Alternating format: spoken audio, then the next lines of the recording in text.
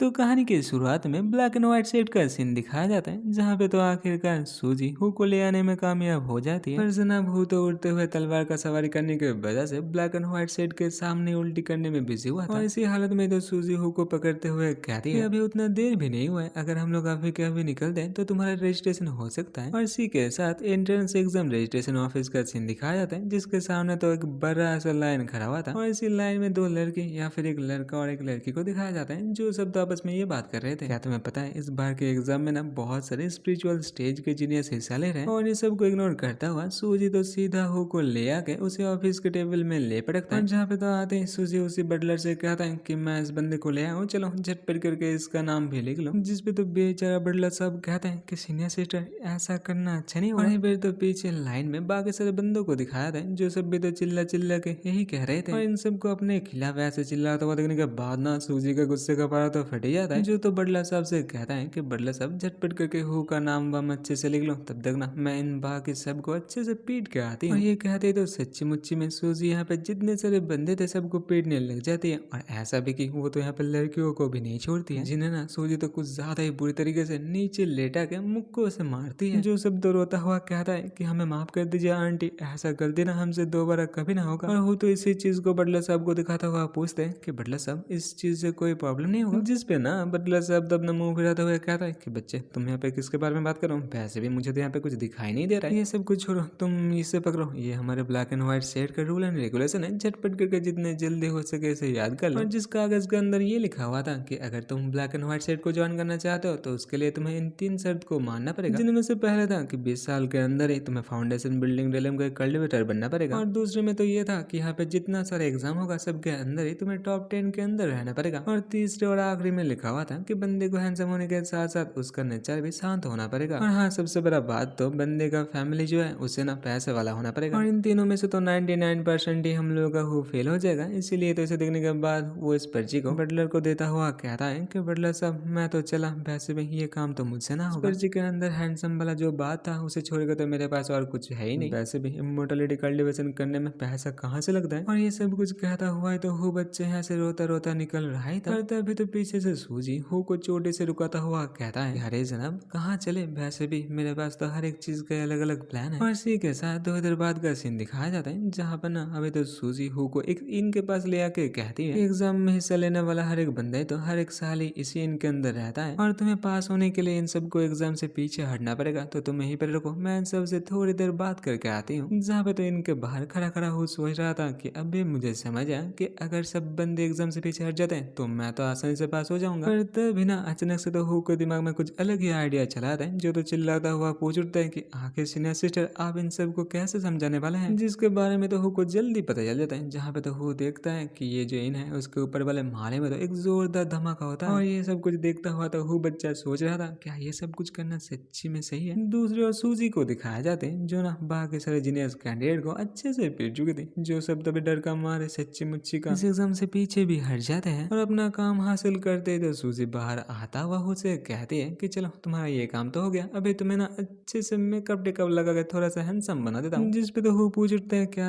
तुम मुझे अब हैंडसम बनाने के बारे में कुछ कह रहे थे। तो सूजी तो हु को दिलासा देते हुए कहते हैं कि तुम इतने में हार मत मानो, मैं एल्डारो को भी जाके मना लेता हूँ ताकि वो लोग इस बार जो हैंडसम वाला टेस्ट है उसे कैंसिल कर दे। जो सुनते तो हु चिल्लाता हुआ कह उठते हैं कि हार मुझे नहीं, हार तो तुम्हें मान लेना चाहिए, वैसे भी मेरा चेहरा देखने में उतना बुरा भी नहीं है। सूजी तो दोबारा से हु को इग्नोर करता हुआ उसे घिसटते हुए ले जाना शुरू कर देती है। जहाँ पे जाते जाते सूजी कहती है ये सब कुछ तो बेकार का है नियम है, अगर तुम सच्ची मुच्ची ब्लैक एंड व्हाइट सेट के अंदर दाखिला लेना चाहते हो तो तुम्हें सबसे पहले फाउंडेशन बिल्डिंग रिलम तक पहुंचना पड़ेगा। और यहीं पे ना सूजी तो अचानक से शर्माते हुए कहती है कि आज रात तुम मेरे रूम में चले आना और रात को ही मैं तुम्हें फाउंडेशन बिल्डिंग रिलम तक पहुंचा दूंगी। जो सुनते तो बंदर के मन में लड्डू फूटने लगते, पता नहीं इसके दिमाग में अभी क्या कुछ न खिचड़ी पक रहा है। और इसी के साथ रात का सीन दिखाया जाता है, जहाँ पे तो हु बच्चों नंगू पंगू ये सोच रहा था कि मैं हूँ बुगुए एक इन में इतने रात गए एक खूबसूरत लड़की के बिस्तर में बैठा हुआ। और यहीं पे तो नाजुक हालत में सूजी को भी दिखाया जाते हैं, जो तो हु से कह रही थी किसी को भी नॉर्मली कल्टिवेट करने के लिए सबसे पहले अपने एसेंस को रिफाइन करना पड़ता है, और उसके बाद आता है foundation establishment realm, body refining, QI refine, और उसके बाद जाके आता है फाउंडेशन बिल्डिंग रिलम। और इन्हीं तीनों रिलम को हासिल करते करते तो ज्यादातर मॉडल को 5 से 10 साल के वक्त लग जाता है। जो सब कुछ सुनने के बाद हु तो कहता है कि अगर ऐसा बात है तो मैं अभी क्या करूँ। बच्चों ना ना यहाँ पे तो सूजी का बात सुन कम रहा था, उसे तार ज्यादा रहा था और इतना ही तार रहा था कि बच्चे के मुंह से तो अभी लाल भी टपक रहा था। तभी ना अचानक से तो सूजी जाके हु के पास बैठ जाती है, जो तो बैठते हुए हु से कहते हैं कि तुम फिक्र मत करो, मैंने इसके बारे में ऑलरेडी सोच लिया है और मुझे पता है कि तुम्हें फाउंडेशन बिल्डिंग रिलम तक पहुंचाने के लिए मुझे क्या करना पड़ेगा। दूसरी ओर तो सूजी के इतने करीब बैठने के बाद ना हु का तो हालत कुछ ज्यादा ही बुरा हो चुका था। इसी के साथ सूजी तो अपने पास से एक छोटू से बोतल निकलते हुए कहती है कि इसके अंदर एक फाउंडेशन एस्टेब्लिशमेंट बिल्ड है, जिसे खाते ही कोई भी मॉडल आसानी से इसके ऑरा को अपने डांटियन में सोख के कल्टीवेशन करने का जो फाउंडेशन है उसे एक ही रात में हासिल कर सकता है। और ये काम तुम्हारे लिए भी आसान ही होगा और इसके ऊपर से मैं हूँ ना, मैं अपने ऑरा से तुम्हारी मदद भी करूंगा। पर बच्चे हु का नजर तो कहीं अलग ही था। और इसी के साथ थोड़ी देर बाद का सीन दिखाया था, जहाँ पे तो सूजी और हु दोनों के दोनों हाँफते हुए पसीना पसीना हो चुके थे। पर दिखाने पे तो हम लोग को पता चलता है कि यहाँ पे तो ऐसा वैसा कुछ नहीं हो रहा था, बस सूजी तो अपने ऑरा के मदद से जो पिल का ऑरा था उसे हु के डांटियन में पहुंचाने में मदद कर रही थी। जहाँ पे तो जनाब हु मने मन ये सोच रहा था कि अरे मेरे साथ ये क्या हो रहा है, मुझे कहाँ लगा था कि हम दोनों आमने सामने बैठेंगे, अगर ऐसा ही चलता रहा तो मुझे तो कुछ दिखाई नहीं देगा। तभी तो सूजी कह उठती कि अगर तुम तैयार हो तो झटपट करके उस पिल को खा लो। जो सुनते तो हु अपने हाथ में जो पिल था उसी को देखता हुआ सोचता है कि इस पिल को तो थोड़ा देखो, क्या ये पिल खाने लायक भी है। जिस पिल का तो यहाँ पे मुंह और आंख दोनों ही था, जो मानो ऐसा कह रहा था कि आ बच्चे झटपट करके मुझे अभी खा ले। और हु बच्चू तो वैसा ही करता है, जो तो आंख बंद करके उस पिल को अपने मुंह में डाल लेता है। जहाँ पे ना इस पिल को खाने के बाद जनाब को पता चलता है कि ये पिल ना कुछ ज्यादा ही करवा है। और हु को पिल खाता हुआ देखते ही तो सूजी भी अपने ऑरा को रिलीज करते हुए क्या उठती है कि अभी देखो मेरा ऑरा तुम्हें महसूस हो रहा है ना, तो झटपट करके इसी को अपने डांटियन में कॉम्प्रेस करने की कोशिश करो। जो सुनते तो हु फिर जोर देता हुआ उस ऑरा को अपने डांटियन के अंदर कॉम्प्रेस करने की कोशिश तो करता है, पर जनाब का ये तरीका तो एकदम ही गलत था। और इसीलिए तो सूजी खुद ही हु के हाथ को पकड़ के सही पोजीशन में लाके उसे सिखाती है कि कैसे डांटियन के अंदर आहिस्ता आहिस्ता करके ऑरा को कॉम्प्रेस किया जाता है। जो करने के चक्कर में सूजी का बुबू तो हु के पीठ में आके लग जाता है और उन्हीं दोनों के अपने शरीर में टच होने के साथ साथ ही तो यहाँ पे हु बच्चे के नोज से कुछ ज्यादा ही जोर से खून निकलना शुरू हो जाता है। और इसी नोज ब्लीडिंग के चक्कर में जनाब के डांटियन में जितू सा भी ऑरा जमा था वो तो तभी का तभी उड़ जाता है। जिसपे तो सूजी कहते हैं कि तुम तो अंदर से तैयार ही नहीं हो, जिसके चक्कर में देखो तो एक पिल तो बेकार ही चला गया। तो हु तो कहता है कि मुझे माफ कर देना, मुझे पता है ये सब कुछ मेरा ही गलती है। पर सूजी तो अपने पास से और एक पिल का बोतल निकालते हुए कहते हैं कि मुझे पता ही है कि इंसान से गलती होता ही है और तुम्हारे टैलेंट के बारे में तो मुझे और भी अच्छे से पता है, और इसीलिए तो मेरे पास और भी 2-3 बैकअप प्लान्स हैं। और इस बार भी तो पहले बार के तरह ही बच्चों तो पिल खा के बैठ गया था, जो तो मनी मनी ये सोच रहा था कि अपने आप को शांत करो, मैं इस बार फेल नहीं हो सकता, अगर फेल हो गया ना तो ये बंदी तो कुछ ज्यादा ही गुस्सा हो जाएगी। तभी तो अचानक से सूजी उठते हुए कहते हैं कि थोड़ी देर वेट करो, मैं तुम्हारे सामने जाके 2-3 एक्यूपंक्चर पॉइंट को बंद कर देती हूँ, जिससे कि ये काम तुम्हारे लिए और भी आसान हो जाएगा। और सूजी का ये बात सुनते तो बच्चू शर्माता हुआ सोचता है कि ये लड़की क्या कह रही है, क्या सामने बॉडी के मेरे आगे बैठने वाली है। होता भी वैसा ही है। सूजी तो सामने आते हुए कहते हैं कि मैं तुम्हारे डांटियन के 2-3 पॉइंट को बंद कर देता हूँ, ताकि क्या होगा तुम्हारे डांटियन के अंदर जो ऑरा है वो 1 घंटे तक बंद रहते ही तुम्हारा जो फाउंडेशन रिलम है वो तो आसानी से हो जाएगा। पर जनाब हु तो अपने सामने सूजी को नाइट ड्रेस में देखने के बाद दो बार से अपने आप से आपा खो बैठता है और पहले बार की तरह नाक से और मुंह से खून का उल्टी करता हुआ उड़ता हुआ चला जाता है। और उड़ने के बाद उसका जो डांटियन में ऑरा था वो भी 2 बार से गायब हो जाता है। और ये होते ही तो बेचारा हु ना जोर जोर से माफी मांगना शुरू कर देता है, जिस पे सूजी तो सू से कहता है कि अरे चिंता क्यों कर रहे हो, वैसे भी मैंने तुमसे कहा था ना कि गलती तो इंसान से होता है, और इसीलिए तो मैं यहाँ पे 1-2 नहीं 180 पिल ले आया हूँ, ताकि तुम्हारा ये जो फाउंडेशन रिलम है ये आज रात ही हो जाए। जो देखता हुआ तो वो कहता है कि सीनियर सीटर बोलना पड़ेगा, आपका तो कोई जवाब ही नहीं है, वो तो मैं हूँ, मेरा ये पूरा टैलेंट है, वरना आपका ये काम तो कब का हो जाता। और इसी के साथ ही तो पूरी रात भरी उस इनका अंदर से सिर्फ चिल्लाने का आवाज सुनाई देता है। जहाँ पे तो सुबह होते ही शॉर्ट पैंट पे निकलता है हाँफता हुआ हम लोग का हो, जिसका आखिरकार फाउंडेशन बिल्डिंग रिलम कंप्लीट हो चुका था, और जिसके पीछे पीछे तो नाइट ड्रेस पहने हुए सूजी सिस्टर भी बाहर निकल जाती है। और इन दोनों को ना दूर से तो कोई खड़ा खड़ा देख लेता है, और ये देखने के बाद ना वो बंदा तो कुछ ज्यादा ही चौंक उठता है। जो बंदा भी तो ब्लैक एंड व्हाइट शेप से ही था, जो ना सूजी को देखते क्या उठता है कि सीनियर सिस्टर ये आपने क्या कर दिया, ये तो वही लड़का है। और ये कहने के बाद वो बंदा तो रोता हुआ यहाँ से निकल जाता है। दूसरी ओर तो इन दोनों को समझ नहीं आता है कि आखिरकार यहाँ पे इतना क्या ही हो चुका है। और हाँ, ये तक था। इसी के साथ ये वाला एपिसोड भी होता है खत्म। आशा है आप सबको ये वाला एपिसोड अच्छा लगा है। अगर अच्छा लगा तो नेक्स्ट एपिसोड स्क्रीन में आ चुका है, जाके उसे भी देख लो।